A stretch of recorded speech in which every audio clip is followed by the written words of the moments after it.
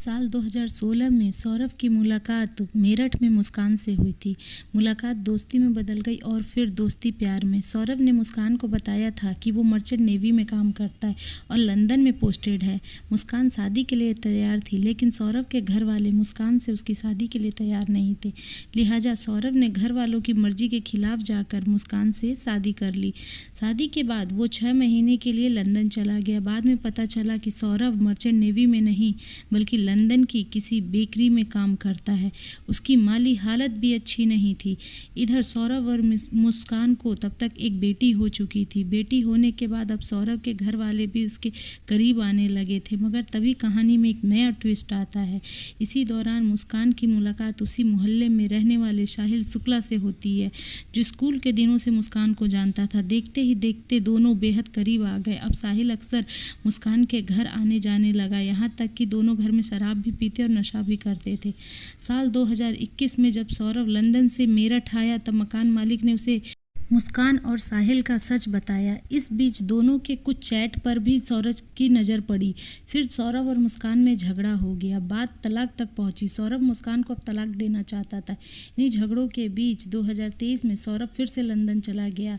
अब मुस्कान और साहिल आज़ाद थे। फिर पूरे 2 साल बाद फरवरी 2025 में ये आज़ादी खत्म होने वाली थी, क्योंकि सौरभ 24 फरवरी को लंदन से 2 साल बाद मेरठ अपने घर लौट रहा था। 25 फरवरी को मुस्कान का बर्थडे था। वो उसका बर्थडे मनाने आ रहा था, लेकिन इधर मुस्कान का कुछ और ही प्लान करके बैठी थी। इसका इरादा ठीक बर्थडे वाले दिन यानी 25 फरवरी को ही सौरभ को मार डालने का था, मगर ऐसा हो न सका। 25 फरवरी वाली प्लानिंग फेल हो गई और सौरभ बच गया, मगर मुस्कान और साहिल अगली प्लानिंग में जुट गए थे। मुस्कान की बेटी का एग्ज़ाम चल रहा था। 3 मार्च को एग्ज़ाम खत्म होते ही मुस्कान ने अपनी बेटी को अपनी मां के घर भेज दिया और 3 मार्च का दिन सौरभ के कत्ल के लिए चुना। उस दिन रात को जैसे ही सौरभ अपने कमरे में सोने गया, मुस्कान ने साहिल को बुला लिया। इसके बाद पहले मुस्कान ने सौरभ के सीने पर तेजधार खंजर से वार किया, क्योंकि साहिल चाहता था कि सौरभ के सीने पर पहला वार उसकी पत्नी मुस्कान ही करे। फिर साहिल चाकू लेकर सौरभ पर टूट पड़ा।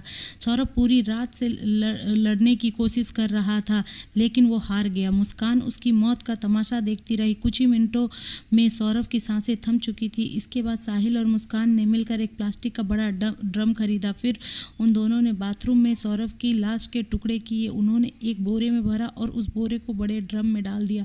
फिर उस ड्रम को सीमेंट का घोल डालकर भर दिया।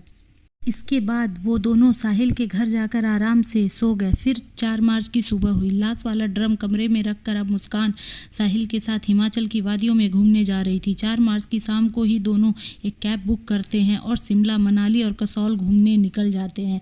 उस वक्त मुस्कान अपने साथ कुल 84,000 रुपये लेकर निकली थी। 14 दिन बाद जब पैसे खत्म हो गए तो दोनों ने वापस मेरठ आने का फैसला किया। हालांकि एक दूसरी कहानी ये भी है कि पैसा खत्म होने के बाद मुस्कान सौरभ के अकाउंट से पैसे निकालना चाहती थी। पैसे निकले नहीं तो उसने अपनी मां को फ़ोन किया। मां ने कहा, जब सौरभ तुम्हारे साथ ही घूमने गया है तो पैसे की क्या ज़रूरत।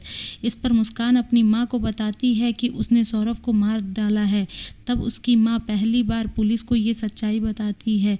इसी के बाद 18 मार्च को पुलिस मुस्कान के इस घर में पहुंचती है और फिर नीले रंग के इस ड्रम से सौरभ की सच्चाई बाहर दुनिया वालों के सामने आती है और पता चलता है कि उसका मर्डर हो चुका है।